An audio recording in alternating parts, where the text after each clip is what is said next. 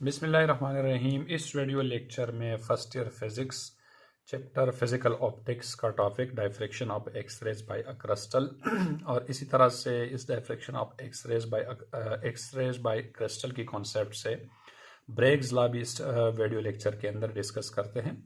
तो बेसिकली ये जो क्रिस्टल होते हैं या किसी मटेरियल के अंदर जो क्रिस्टल है, एटम्स मॉलिक्यूल्स का जो अरेंजमेंट है, इसका जो सेपरेशन है वो एक्सरेज जो रेडिएशन है इसकी वेवलेंथ के कंपेरेबल होते हैं। तो इसी तरह से क्रिस्टल से एक्सरेज डायफ्रैक्ट हो जाते हैं। तो इस कॉन्सेप्ट को इस वीडियो लेक्चर के अंदर डिस्कस करते हैं। तो गिवन है to study the crystal structure of a material use radiations of a shorter wavelength like X rays, यानी किसी मटेरियल की जो क्रिस्टल स्ट्रक्चर है इसको स्टडी करने के लिए जो रेडिएशन यूज होते हैं like X rays. X-rays is basically electromagnetic radiation of a shorter wavelength of the order of 10 की पावर -10 मीटर. X-rays जो कि इलेक्ट्रोमैग्नेटिक रेडिएशन है शॉर्टर वेवलेंथ के, और एक्सरेज की जो वेवलेंथ रेंज है वो अबाउट 10 की पावर -10 मीटर है. And the wavelength of X rays are comparable to the atomic separation of the crystal. अब जैसे क्रिस्टल के अंदर जो एटॉमिक सेपरेशन होते हैं यानी जो मॉलिक्यूल्स होते हैं इसकी सेपरेशन और एक्सरेज की जो वेवलेंथ है ये दोनों कंपेरेबल होते हैं. The interplanar spacing of the atom of the crystal are also of the order of 10 की पावर -10 मीटर. अब इस तरह से जो इंटरप्लेनर होते हैं यानी दो एटम्स या मॉलिक्यूल्स के बीच में जो स्पेसिंग है वो भी ऑफ द ऑर्डर ऑफ 10 की पावर -10 मीटर रेंज के होते हैं. तो अब इस तरह से जो diffraction of X rays by a crystal है तो इसकी अरेंजमेंट कुछ इस तरह से है कि a beam of X rays which is obtained from a source and allowed to fall on NaCl crystal. अब जैसे कि यहाँ पर एक एक्सरे प्रोडक्शन का एक सोर्स है, यहाँ से एक्सरेज प्रोड्यूस हो रहे फिलामेंट और इस तरह से कैथोड और इसी की इस ट्यूब की मदद से जो है एक्सरे प्रोड्यूस हो रहा है. इस तरह से ये जो कि आ रहे इस क्रिस्टल की तरफ और क्रिस्टल से जो कि यहाँ पर यानी यहाँ पर डायफ्रैक्ट हो रहे और यहाँ डिटेक्टर की मदद से इसको हम डिटेक्ट करते हैं. तो इस तरह से बीम ऑफ एक्सरे सोर्स है जो कि एक क्रिस्टल मतलब क्रिस्टल पे फॉल हो रहे, अब इस क्रिस्टल से ये ट्रांसमिट हो रहे और आगे जो कि यानी एक डिटेक्टर है जो कि यहाँ पर एक फोटोग्राफिक फिल्म है, इसकी मदद से इसको हम ऑब्जर्व करते हैं. यानी beam of X ray transmitted from the target material, यानी इस टारगेट मटेरियल से ट्रांसमिट हो रहे and can be detect with the help of detector, और इसको हम डिटेक्टर की मदद से इस तरह से डिटेक्ट करते हैं. The photographic of these transmitted X rays from central spot and many other spots are arrange in the proper manner. तो इस तरह से इसका जो फोटोग्राफिक होते हैं यानी जो डिटेक्टर होते हैं और जो क्रिस्टल से ये एक्सरेज ट्रांसमिट होते हैं ये स्पॉट्स बन जाते हैं और सेंटर पे एक लार्ज स्पॉट जो है इस तरह से बन जाते हैं और बाकी इस तरह से प्रॉपर अरेंजमेंट होते हैं स्पॉट्स के. अब the spots are known as Laue's spots, यानी इसको लॉविस स्पॉट्स कहते हैं. As the crystal structure of the different material are different, और हमें मालूम है कि क्रिस्टल स्ट्रक्चर जो है यानी डिफरेंट मटेरियल का डिफरेंट होते हैं, ड्यू टू विच लॉविस स्पॉट्स में आल्सो भी डिफरेंट. तो इसके जो स्पॉट्स होते हैं वो भी डिफरेंट होते हैं. As the X rays are electromagnetic radiation, X ray चूंकि इलेक्ट्रोमैग्नेटिक रेडिएशन होते हैं which show the 3 dimensional structure of the solid experimentally, और इसकी मदद से हम किसी सॉलिड की जो 3 डायमेंशनल स्ट्रक्चर है वो स्टडी कर सकते हैं, यानी उस 3 डायमेंशनल स्ट्रक्चर का इमेज बना सकते हैं एक्सरेज. तो नेक्स्ट है अभी इस तरह से यानी diffraction of X rays by crystal की मदद से हम ब्रेग्स लॉ डिस्कस करते हैं. तो यानी ब्रेग्स लॉ जो है the atomic structure of crystal by X rays was studied by W.H. Briggs in 1914. ये जो एटॉमिक स्ट्रक्चर है 1914 में W.H. Briggs ने स्टडी किया था. अब इसको जो स्टडी किया था इसके लिए जो अरेंजमेंट था, in the given arrangement a beam of X rays such that ray 1 and 2 are allowed to fall on the first and second layer of the crystal. अब इस तरह से जो क्रिस्टल है ये फर्स्ट लेयर है हमारे पास, इस तरह से ये सेकंड लेयर है. अब इस जो रे 1 और रे 2 है इसको यानी क्रिस्टल की इस फर्स्ट और सेकंड लेयर पे फॉल किया था. The atomic arrangement of the atom of the crystal are represented by dots. अब ये जो एटॉमिक अरेंजमेंट है इस क्रिस्टल का, इसको डॉट से डिनोट किया है, यानी ये जो डॉट डॉट है ये एटॉमिक अरेंजमेंट है, यानी एटम ऑफ द क्रिस्टल्स है having separation D between atoms. और जो एटम्स है इसके बीच में जो सेपरेशन है वो डी के इक्वल है, यानी D with the separation between, यानी बिटवीन द एटम्स, यानी डी जो है हमारे पास सेपरेशन है। इज द इंसिडेंट बीम रे one reflected from surface atom S, ये जो सरफेस एटम एस यानी फर्स्ट सरफेस जो है इसकी एटम से रे वन रिफ्लेक्ट हो रहे, इस तरह से ray two reflected from the surface atom T. और ये जो सरफेस एटम टी है यानी ये वाला एटम यहाँ से रे टू इस तरह से रिफ्लेक्ट हो रहे। After reflection ray two cover large distance as compare to ray one.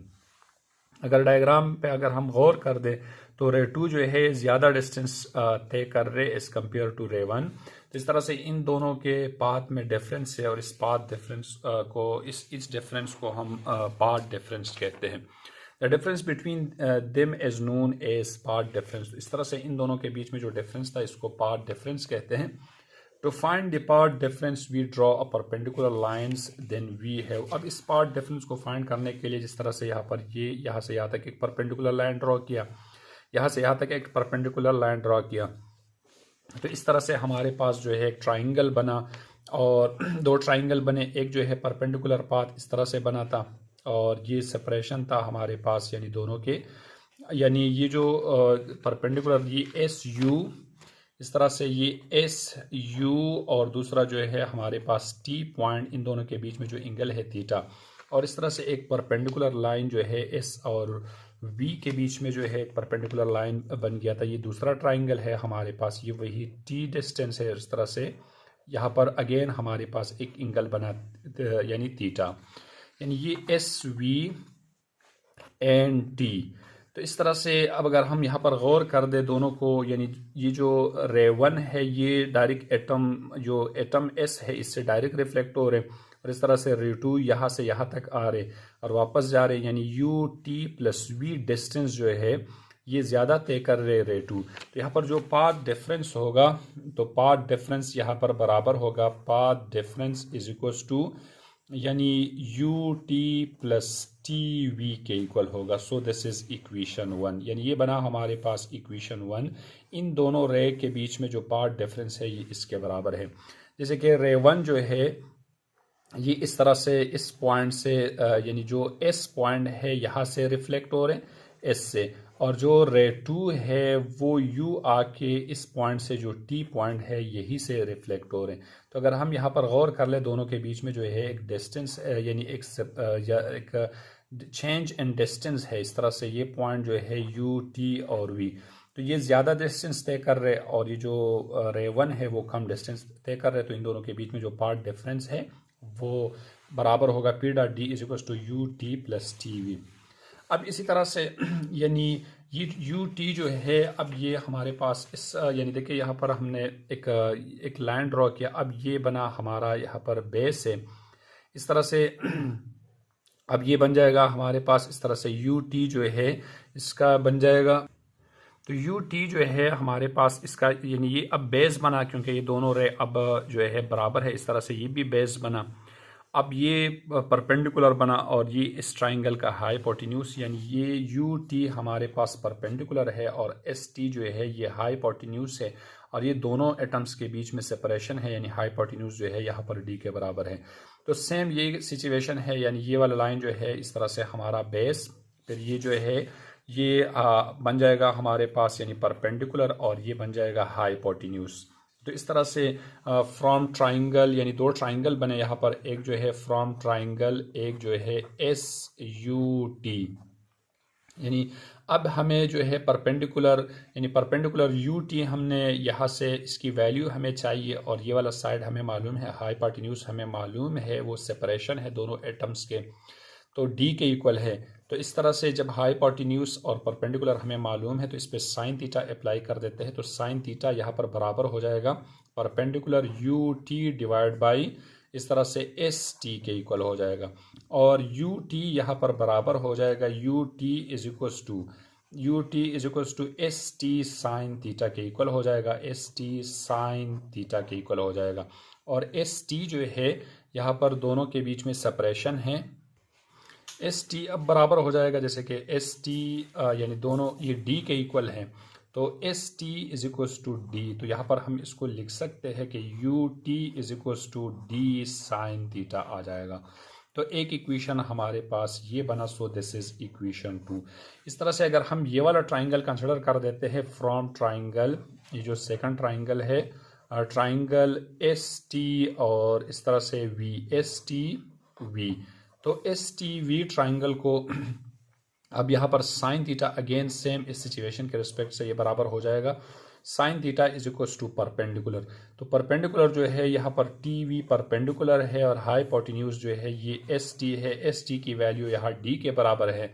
तो इसको यानी इसको रीअरेंज करके हम लिख सकते हैं कि T V is equals to यानी एस टी साइन थीटा आ जाएगा, और एस टी की वैल्यू जो है ये डी के इक्वल है, तो यानी अगेन हमारे पास T V is equals to D sine theta के इक्वल हो जाएगा, और ये बना हमारे पास नेक्स्ट इक्वेशन 3।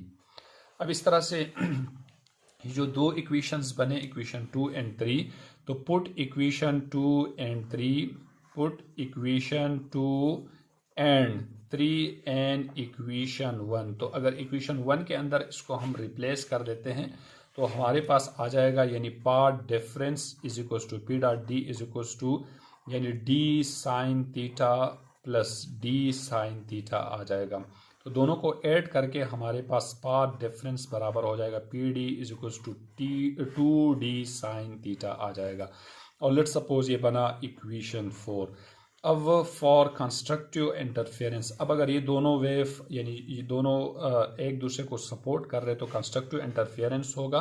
तो for constructive interference, for constructive interference, constructive interference के लिए दोनों के बीच में जो पाथ डिफरेंस है यानी पी डॉट डी जो है ये बराबर होगा एम लेमडा के। अगर इस तरह से ये वैल्यू हम इसके अंदर रिप्लेस कर देते हैं तो सो इक्वेशन 4, तो इक्वेशन 4 बराबर हो जाएगा हमारे पास यानी 2d sine theta is equals to ये आ जाएगा हमारे पास m लेमडा, और इस तरह से ये ब्रेग्स लॉ का मैथमेटिकल फॉर्म है।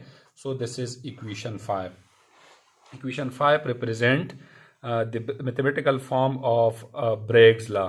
इक्वेशन 5 रिप्रेजेंट यानी इक्वेशन 5 जो है ये रिप्रेजेंट कर रहे Bragg law. Equation 5 represent, equation 5 represent the mathematical form of Bragg's law, यानी ये है हमारे पास mathematical form of Bragg's law. इस तरह से फॉर गिवन वैल्यू, अब यहाँ पर m है, नंबर है, इंटीग्रल मल्टीपल है, जैसे कि m जो है ये m इज इक्वल्स टू यानी 0 1 2 up to so on integral multiple है। फॉर गिवन वैल्यू ऑफ यानी जैसे कि हमारे पास m है, इस तरह से d है और थीटा है, d एंड थीटा, यानी अगर ये वैल्यूज हमें मालूम हो then we can find the wavelength of light, then we can find the wavelength of light। तो हम जो wavelength of light जो है फाइंड कर सकते हैं अगर ये वैल्यूज हमें मालूम हो। तो ये था कॉन्सेप्ट ब्रेग्स लॉ की, और इस तरह से diffraction of X rays by crystal related. अल्लाह हाफिज़।